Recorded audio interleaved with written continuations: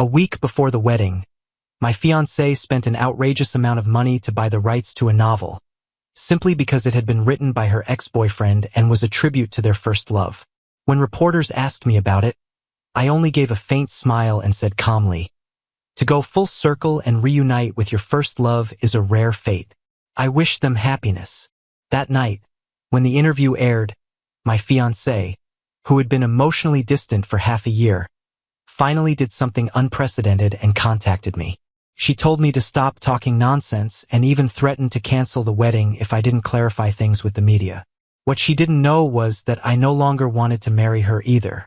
Chapter 1. When Chloe spent a fortune to buy Alex's rights and personally poured in even more money to hire the best PR team in the industry to promote him, I found his novel The Years Like Poetry and read it myself. It wasn't anything special. That was my only comment after finishing it. It was just an ordinary story about teenage first love set in a school, the kind you could find everywhere, with countless similar novels written far better. Yet simply because Alex had written about his past with Chloe, she didn't hesitate to slap me in the face by giving him massive publicity. And at that time, there was less than a week left before our wedding. I called her, but her assistant answered instead. It seemed my calls had been redirected. "Brother Lou, President Lou is in a meeting right now. Try calling back in 2 hours," the assistant said coldly. After all, President Lou is busy. Her schedule is full every day. It felt like mockery, as if I, a washed-up actor, had nothing better to do. Over the past 2 years, this assistant who followed Chloe everywhere had clearly sensed the growing distance in our relationship and no longer treated me with the respect she once had. I smiled and said, "All right." After hanging up, my manager Sandra looked worried. "The media has blocked all the exits. It looks like you'll have to give an interview, Daniel." What did President Lou say? I hadn't even managed to reach her, so what could I possibly say? Keeping my expression calm, I stood up and said, "Let's go say what needs to be said." Sandra froze, immediately understanding what I meant. "What? But isn't that not quite right?" I shrugged inwardly. Why wouldn't I take advantage of this chance for some free exposure as a washed-up actor? I had called Chloe to ask how she wanted me to handle the media questions, but since she chose to send her assistant instead, there was no need to save face for either of them. I pushed open the door and stepped out. Reporters swarmed me instantly, microphones thrust toward my face, their eyes filled with gossip-hungry excitement. They fired questions non-stop. "Mr. He, President Lou has recently been promoting the up-and-coming writer Alex, and witnesses saw them boarding a flight to Greece this morning. What are your thoughts? Mr. He, your wedding with President Lou is scheduled for next week. Will her vacation with another man on the eve of the wedding affect the ceremony?" So Chloe hadn't been in a meeting at all, like her assistant claimed. She was vacationing abroad with Alex.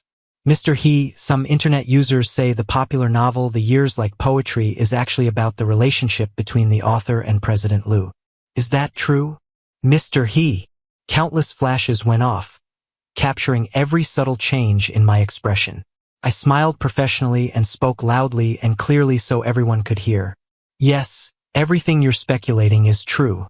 And as for my thoughts, I believe that to go full circle and reunite with your first love is a rare fate. I wish them happiness." Chapter 2. As expected, that interview immediately dominated the entertainment headlines. The names Chloe, Alex, and mine shot to the top of the trending lists in real time. Social media exploded, with people digging up every detail about the three of us. Alex's fans attacked me relentlessly, calling me a washed-up actor, accusing me of riding his popularity and smearing their beloved author. My fans fought back just as fiercely, calling Alex a homewrecker and Chloe a cheater. Most spectators simply enjoyed the drama. Some laughed at me, mocking me as a cuckold, while others said I was a gold digger living off Chloe's wealth and deserved what happened. Still, the majority of public opinion leaned in my favor. Even while mocking me, hardly anyone defended Alex's act of stealing someone else's fiancée. After all, I had been in the industry for as long as Chloe and I had been together, and Alex's fanbase was no match for the broader public. The more his fans spoke, the more they were insulted, until they eventually quieted down. Gossip outlets even dug up the fact that Alex lived in the same neighborhood as us, which only further damaged his image. People began joking that the phrase, "the neighbor's lover," should be changed to "the lover from next door." When I saw this, I was slightly surprised. Alex lived in the same neighborhood. That explained a lot. There had been several nights when I woke up late to find Chloe missing from bed. When I called her, she'd say she couldn't sleep and had gone for a walk in the garden. Turned out those walks led straight to Alex's place. When I realized this, I paused to check in with myself emotionally. Aside from finding it faintly amusing, I felt nothing at all. It seemed I no longer cared what Chloe did. Chloe's assistant called me several times and sent multiple messages, but I didn't even bother reading them and blocked her straight away. It was laughable. Why didn't she do something earlier? I had already given her a chance, and she chose not to take it. That night, Chloe, who was still abroad, must have finally realized how big the uproar back home had become. She called me at last. It was the first time she had reached out to me in 6 months. Chapter 3, when you really think about it, it's almost ridiculous. There was less than a week left before our wedding. Everyone in our circle knew we had been together for 10 years, yet in the end she ran off to Santorini with her first love, leaving me stuck in this humiliating situation. I answered the call, genuinely curious about how Chloe planned to explain herself. Instead, she immediately started accusing me. "Are you out of your mind? What kind of nonsense were you spouting to the media? I worked so hard to build up Alex's reputation, and now you've ruined everything. Daniel, you'd better release a statement right away saying Alex is a close friend of ours, and that I brought him to Santorini to help with the wedding planning." I laughed softly. "Really?" On the other end, Chloe's voice was filled with impatience. "What's real or not doesn't matter. Just go with the statement and handle the PR." So it wasn't real after all. That story about Alex helping with the wedding was nothing more than an excuse to bring him along. "I'm afraid I can't do that," I said, refusing her outright. She clearly hadn't expected that. There was half a minute of silence before she exploded in anger. "What do you mean you can't? You caused this mess by talking recklessly, so you'd better clean it up." I asked calmly, "Do you remember where we're having our wedding?" Her voice went completely quiet. I continued, still calm. "The invitations have already been sent out, and the location is clearly stated. You hired a local wedding planning team, and the venue is set in a hotel here in the country. Do you really think the media won't figure that out? Santorini, huh?" I couldn't help remembering how, back when we were still in love, she insisted we had to get married in Santorini. She wanted everyone to witness our love against the backdrop of the romantic Aegean Sea. But when it finally came time to plan the wedding, she grew distant. She kept saying she was busy, that the company had signed a high-stakes deal, and that she didn't have time for a wedding abroad. A fancy hotel in the country would be enough, just something to get it over with. After all, we'd been together for so many years, so there was no need to make a big fuss. And yet here she was, taking another man to the very place we had once dreamed of for our wedding. Furious and embarrassed, Chloe snapped, "I don't care about any of that. Just clean up this mess. I don't want any negative press about Alex when we get back. Otherwise, there's no need for us to get married." With that, she hung up. She seemed completely confident that threatening to cancel the wedding would force me to comply. I tossed my phone aside and went back to packing my suitcase. "What a shame, Chloe. I didn't want to marry you either." Chapter 4. Chloe and I had been together for 10 years. Our relationship had always been stable until last year, when things started to change. At the time, I didn't know Alex was Chloe's first love. I only found it strange that Chloe, who was always so busy with work, suddenly had time to start reading novels. She explained that she was scouting potential stories early, buying adaptation rights before they became popular so they could later be turned into films or TV series. I didn't question it further. Then, half a year ago, Chloe suddenly spent millions to buy the adaptation rights to a novel that was under 300,000 words. She partnered with the website hosting it and pushed the author aggressively, turning him into one of their top writers. There were signing events, PR teams, and endless promotion.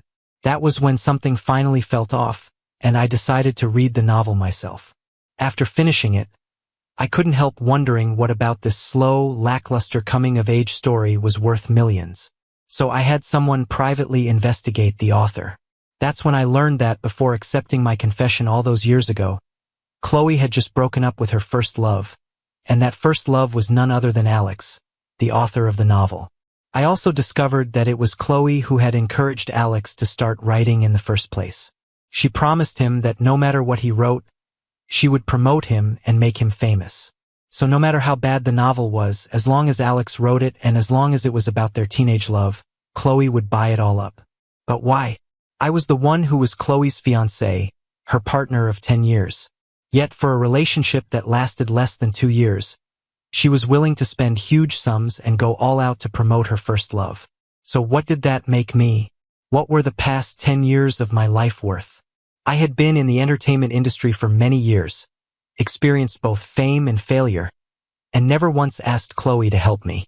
Yet the woman I loved so deeply was exhausting herself, sparing no effort, to make another man famous. In that moment, I felt like the biggest joke in the world. For the first time in our 10 years together, I was truly angry at Chloe, convinced she would finally feel some guilt, but instead she sneered at me and said I was an ungrateful fool, insisting that she had helped me all along, that even if I was too proud to ask, everyone in the industry knew I was her boyfriend, and that alone made people think twice before replacing me in such a fast-paced entertainment world. She claimed it wasn't luck that I hadn't been replaced, that it was her, Chloe, and her company United Culture, which controlled half the industry's resources, and that I should be thankful my fiancé was keeping me barely relevant, because if she hadn't allowed me to benefit, I would already be a washed-up actor trampled by everyone. In that moment, seeing her sneer and hearing her condescending tone, I realized I had never truly understood her. After that fight, Chloe no longer cared about our wedding date and began a cold war with me, even blocking my access to industry resources. Back when I was at my peak, I had signed with United Culture, and if she wanted to suppress me, there was little I could do. My work came to a complete halt and I was effectively blacklisted. Luckily, during those 6 months, my contract with United Culture expired, and whether Chloe forgot or simply didn't care, she never sent a renewal offer. During those long months, I doubted myself, tormented myself, and finally came to understand that not all relationships bloom and bear fruit, and not all people are meant to walk with you to the end. The end of my contract also meant the end of my relationship with Chloe. Chapter 5 began as I prepared to leave when Sandra, the person who had brought me into the industry, came to see me off. We had climbed the ranks together, she had become a well-known manager, could have easily started her own company, yet out of loyalty to me she signed with the same company and, after Chloe divided up resources, suffered the same suppression as I did, in a way ruining her career because of me. If there was anyone I owed the most, it was Sandra, so I transferred all my savings to her, hoping to compensate her, but she only patted my shoulder and said the path she chose was one she would take responsibility for, that the company had offered her 2 renewals which she turned down. Smiling, she said maybe the universe was testing her, that she had decided to start her own agency, and that the money I gave her would be considered an investment, hoping that when I returned I would be the pillar of her company. I smiled and agreed, and as I was about to pass through security, she suddenly reminded me about my wedding ring. I understood and told her to throw it away, that it wasn't important, that the ring chosen by Chloe's planning team held no sentimental value, and that since I had let go of the 10-year relationship, anything symbolic of it no longer mattered. Sandra nodded, wished me safe travels, and said she would be waiting for my return. When the plane landed in another country, I snapped my old SIM card in half, keeping only Sandra's contact, knowing everything from then on would be a fresh start. In Chapter 6, I enrolled in a well-known drama school in the US to continue my studies. During the 5 years under United Culture, I had gone from a top actor to slowly fading into obscurity, as Chloe focused on expanding her company, signing new talent, and using me in scripts meant to boost newcomers, caring little about quality as long as they could be filmed and approved, pushing me into a spotlight filled with poorly received dramas and low ratings. Rumors spread that I had gambling debts, and when good scripts or major productions came knocking, Chloe would intervene, telling me to step aside for others, saying I was already famous and didn't need the role, that the company's success was my success too. Yet when my fame finally waned, she turned her back on me, acting as though all my achievements belonged to her. During the blacklist period, I watched my name appear on lists of the worst actors, forced to admit that years of bad scripts had drained my passion, and that being with Chloe had not only worn down my career but made me forget why I entered the industry at all. I never wanted a string of terrible dramas. I wanted to leave a mark on Chinese cinema, and leaving Chloe meant abandoning the career of the past 10 years and starting over from nothing. During this time, I met a junior student, an overseas Chinese named Jana, who was a rising star in the directing program. Her father, Sam, was a world-renowned director whose films had won countless domestic and international awards, and although director Jiang retired from filmmaking at 45 to focus on photography, more than a decade after his last award-winning film, Jana, as his only daughter, naturally drew attention the moment she enrolled. I met her purely by chance, because Sam's films are considered an important part of global film history, and it was only natural that several of his classic works were required viewing and analysis material in our drama courses. Chapter 7 began with us speaking for the first time after fighting over a seat. Since I was older and a foreign student, I usually sat in the back corner of the classroom, but she also never sat in the front row, and after repeatedly finding her golden seat taken by me, she had no choice but to sit next to me, until she got smart and started arriving earlier than I did, which led me to arrive even earlier myself, and after several rounds of this back and forth, she finally snapped and cursed. In Chinese, asking what my problem was and saying the seat wasn't mine. Hearing the familiar language, I perked up and replied that the seat wasn't mine but I got there fair and square, and she rolled her eyes, said fine, and arrived even earlier next time. Through this small war over the golden seat, we slowly got to know each other. Once we were more familiar, I asked her why she never sat up front in a class that often discussed her father's films, and her whole body stiffened, staying silent for a long time, until after class ended and she stared at Sam's name on the screen and quietly said that her father might always be a mountain she could never climb. Later I learned the full story. Sam retired in his prime and passed the baton to his daughter. Jana grew up under his influence and teachings, but once she officially entered the industry, she realized how difficult it would be to surpass his achievements, since at 26 she had yet to make a real mark while her father swept awards with his debut film at 23 and was hailed as a genius director, and over time the pressure crushed her, even causing symptoms of depression. Watching Jana struggle, I couldn't help but relate to my own past. I came from a prestigious acting academy, debuted in major productions, worked with a renowned director by my third year, reached my career peak, won my first award, and was flooded with offers for roles and endorsements, gaining both fame and fortune as a rising star known for my acting. Yet after dissolving my studio and signing with Chloe's company, I became like a candle slowly burning away all my passion. And because I had once stood at the top, falling into the pit felt even more painful and unfair. What Chloe never knew was that I too had been on antidepressants for a long time, and during those 6 months when she blacklisted me and cut me off, I self-harmed and even attempted suicide. But in the end I dragged myself out of that darkness and chose to abandon everything from my past and start over somewhere else. Chapter 8 followed, and perhaps Jana found inspiration in my story, because she decided to take a year off from school, while I also stayed busy, taking short-term jobs as a McDonald's cashier, a bar waiter, a restaurant dishwasher, and even a construction laborer. Since graduating, I had lived entirely in the entertainment industry and lacked real experience or empathy for ordinary life, and looking back, that year was the first time I truly saw society's complexity and understood how regular people struggle just to survive, which gave me new insights into acting. When Jana returned to school, she was full of fresh ideas and planned to shoot a short film, inviting me to be the lead actor, which I accepted without hesitation, and after submitting it to several festivals, it achieved remarkable results, finally allowing her to make a name for herself and easing some of her immense pressure while bringing new inspiration and creativity. She quickly began preparing her first feature film, writing the script herself, a surreal suspense drama, and once again invited me to play the lead, this time as a transgender individual with schizophrenia, a role that was undeniably a huge challenge. We filmed intermittently over 3 years under immense pressure, but the result was worth every bit of effort, and when it was released, it received widespread acclaim inside and outside the industry, truly launching Jana into fame, as at 30 she achieved what her father once had with a debut film that swept awards, earning her the title of a late-blooming genius, while my own name resurfaced alongside her film and reappeared before the public. That year, I turned 35. Chapter 9 began with Jana's film being invited to a domestic film festival, and as the male lead, I received an invitation as well. After 5 years away from my homeland, I finally decided to return.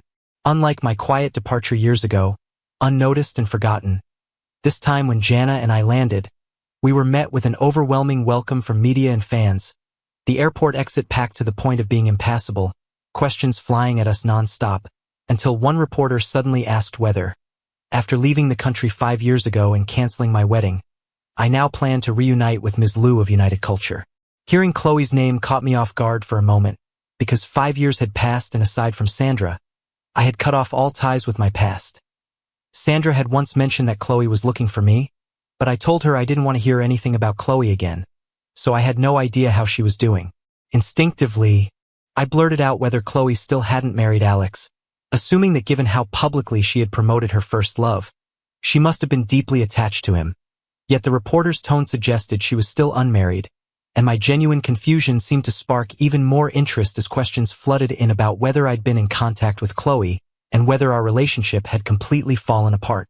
I laughed and said that I thought I had made it clear 5 years ago, but if there was still doubt, I would reiterate that I had no relationship with Chloe anymore, wished her and her first love well, and hoped the focus would return to the film. Once we finally escaped and got into the car Sandra arranged, Jana pulled down her mask, smiled, and said she hadn't believed I was once a popular actor, but now realized she underestimated me. I chuckled and replied that being remembered for a scandalous love triangle wasn't exactly a reputation to be proud of, and admitted I worried it might affect the film's promotion, only for Jana to shrug it off, saying the buzz might even help her niche project, especially if it sold more tickets, before leaning in and quietly asking if I truly had no feelings left for my ex-fiancée of 10 years. In Chapter 10, I remembered how I once told Jana about my past with Chloe, and how she had asked what I would have done if Chloe hadn't wanted to break up. A question that now felt almost prophetic, because Chloe never ended up with Alex after all.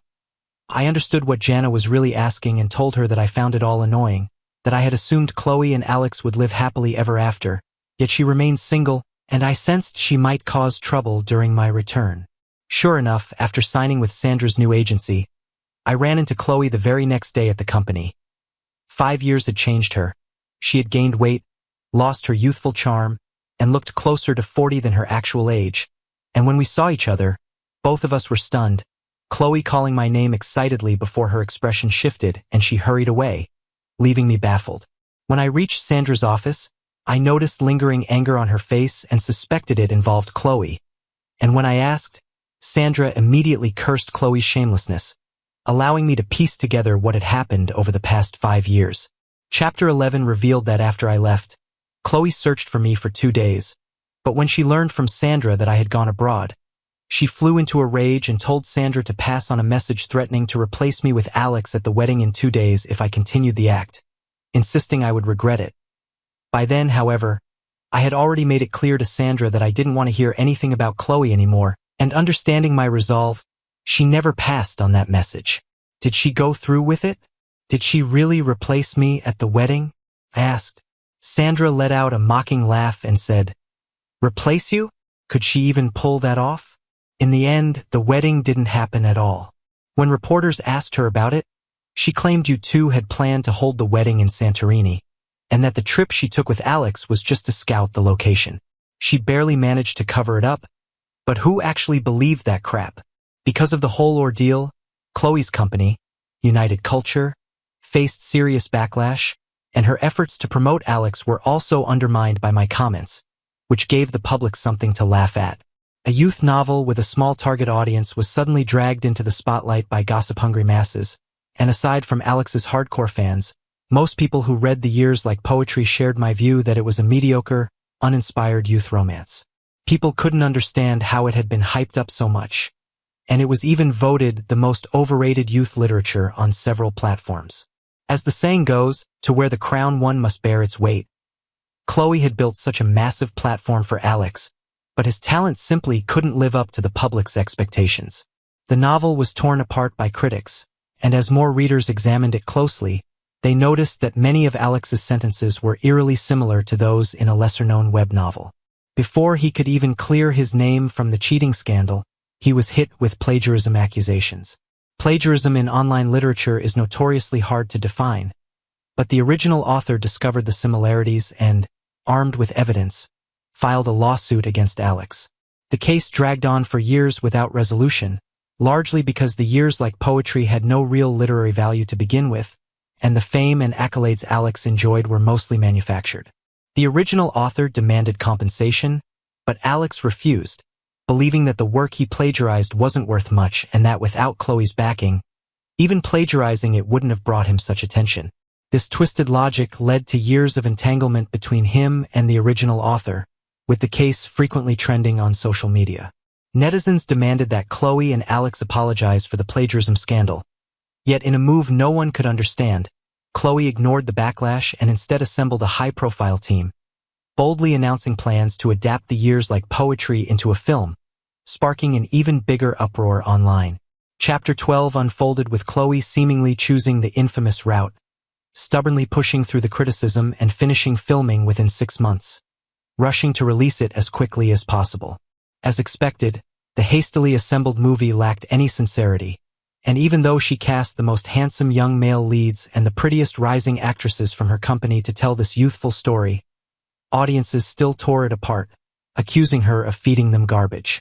Comments flooded in everywhere, mocking the idea of being forced to watch the ugly offspring of capital and endure her cringeworthy first love, or calling anyone who watched the plagiarized trash a total idiot.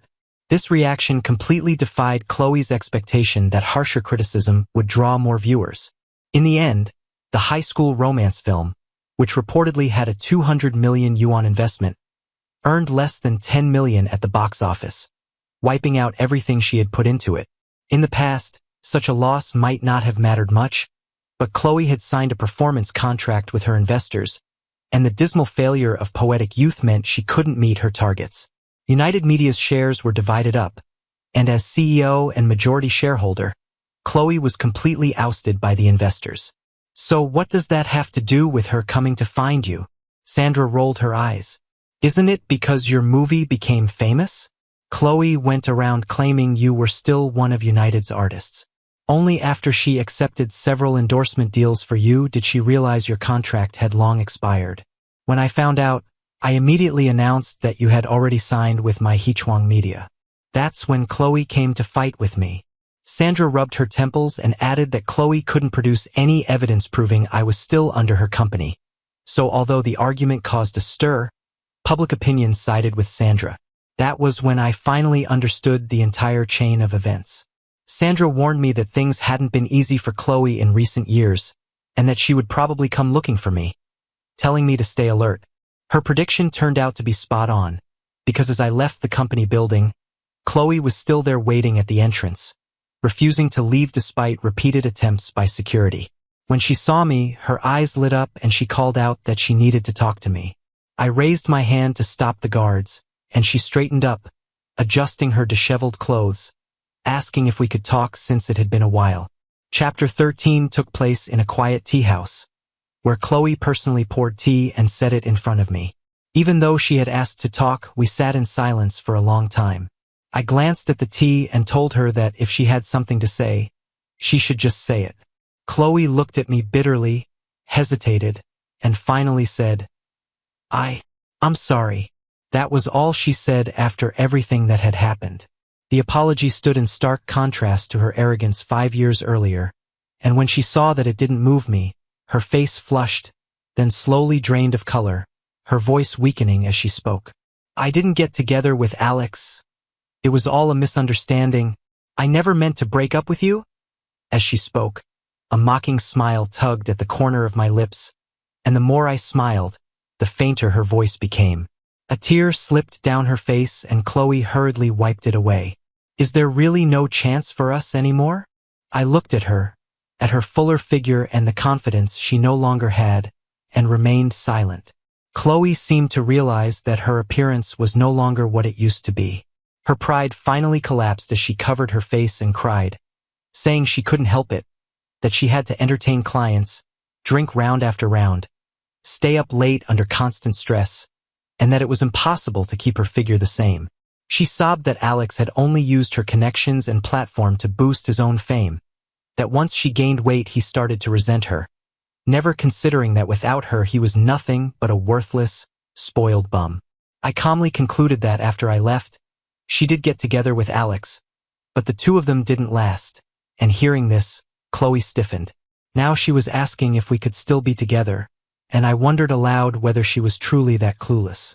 I stood up and told her that the only reason I had even sat there for half an hour was out of respect for the 10 years we spent together, but if that was all she wanted to say, then it was a complete waste of time. Chloe was stunned and asked what I wanted to hear from her. I answered plainly that I wanted to talk about the shares I still held in United Media. Her face fell, and seeing her expression, I couldn't help but laugh, telling her that this was the only thing we had left to discuss, and that she couldn't possibly have thought I came to rekindle old romance. Even though my artist contract had ended, I still held shares. Back when I was at the peak of my career, Chloe had signed me with a promise that I would receive 20% of United Media's shares, and we even signed a supplementary agreement, but once I signed, she acted as if she had forgotten about it. For years I never received any dividends, and at the time I didn't want to argue over money, so I stayed silent, but now it was time to take what was rightfully mine. From her reaction, it was clear she intended to weasel out of it, so I told her to prepare to compensate me for all unpaid dividends or I would sue. Chapter 14 followed quickly. I had heard from Sandra that United Media hadn't been doing well in recent years, but I didn't expect things to be this bad. Less than half an hour after leaving the tea room, Sandra called to tell me that Chloe's mother had contacted her and wanted to speak with me. She had even brought out her mother, a woman who had always disliked me and believed I was freeloading off her daughter. Curious to hear what someone who had looked down on me for years had to say now, I dialed the number Sandra gave me using a virtual phone. To my surprise, the first thing Chloe's mother said was that she agreed to Chloe and me getting married, that there would be no bride price, and that we shouldn't talk about shares anymore, since we would be family and there was no need to discuss business between families. I was speechless. When I didn't respond, she grew impatient and asked whether I still wanted the shares, reminding me that many men had lined up to marry her daughter back then, that Chloe had wasted her youth waiting for me, and that I was lucky she wasn't demanding compensation for that. She warned me that although I was successful now, I wouldn't want to be caught in a scandal about abandoning Chloe. Even after all these years, she hadn't changed at all. I hung up immediately and asked Sandra to help me file a lawsuit against Chloe, suing her for unpaid dividends stipulated in our contract, amounting to more than 50 million yuan. With this lawsuit, all the old drama between Chloe and me resurfaced. Chloe was furious and released a doctored audio recording of our conversation in the tea room, distorting the facts and accusing me of abandoning her, painting herself as a heartbroken woman who had waited 5 years for her boyfriend. But the internet doesn't forget. Before I even responded, sharp-eyed netizens dug up old news of her orchestrated publicity stunt with Alex, flaunting their trip to Santorini, even uncovering photos of them staying in the same luxury hotel suite. Her plan backfired completely.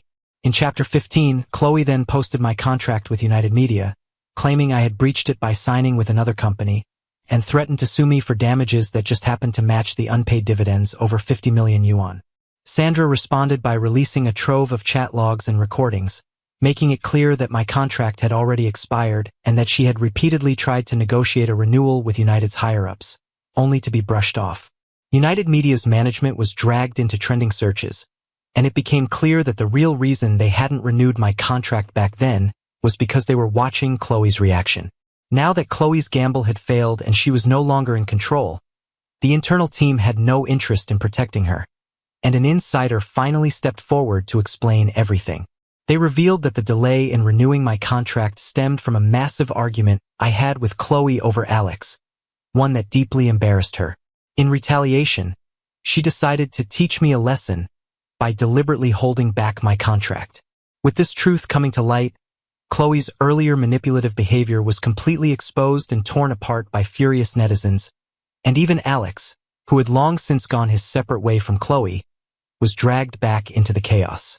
After leaving her, Alex had ridden the wave of popularity Chloe created for him, profiting handsomely from the website she built and enjoying his status as a top author. Despite being plagued by plagiarism scandals, he still managed to earn substantial royalties. But his writing skills were mediocre at best, and after splitting from Chloe, his subsequent books barely made a ripple, leading him once again to plagiarize someone else's work. This time, however, he chose the wrong target, copying an early piece by a well-known author who gathered evidence, sued him, and won. Alex's reputation was utterly destroyed. The platform canceled his contract, and he was forced to return his royalties, leaving him drowning in debt and completely overwhelmed. Dragged down by Chloe, he finally snapped and went on a public rant on social media, openly admitting to the rumors about his pre-wedding fling with Chloe in Santorini and viciously cursing her, claiming that Daniel had given up everything for her while she was shameless, that the moment she saw him, her first love, she threw herself at him, and that although he hadn't even wanted to deal with her, she insisted she had made it and could take him to the top, arguing that any man would have done the same if such an opportunity were handed to him, and concluding that Chloe was the real villain. Alex's meltdown only made the situation more chaotic. Throughout all of this, I never said a single word publicly, but my legal team worked quietly behind the scenes, and soon the court ruled that Chloe had to pay me more than 50 million yuan in dividends and interest.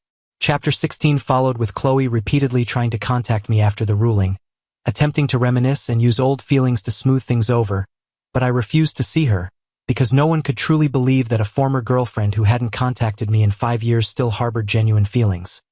She simply saw my comeback and wanted to pull me back under her control for her own benefit. I don't know what Chloe had been doing all those years, but to pay the 50 million yuan, she had to sell her house and some of her shares. Once the money hit my account, I immediately sold my shares in United Media to the company's major shareholder. And by the time Chloe realized what had happened, it was already too late. She had completely lost her absolute control over United Media. In the end, United Media was renamed Fading Media and merged into the major shareholders' conglomerate, and Chloe, who had spent over a decade building her empire, ended up as nothing more than an employee under someone else. Alex fared no better.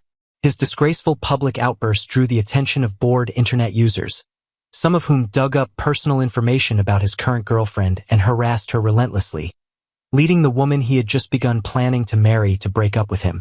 5 years ago, he had ruined my chance to get married right before the wedding, and 5 years later, he lost his own fiancée. After that, I stopped paying attention to either of them.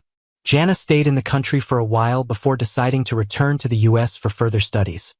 And on the day I saw her off, she asked if I could be her leading man again.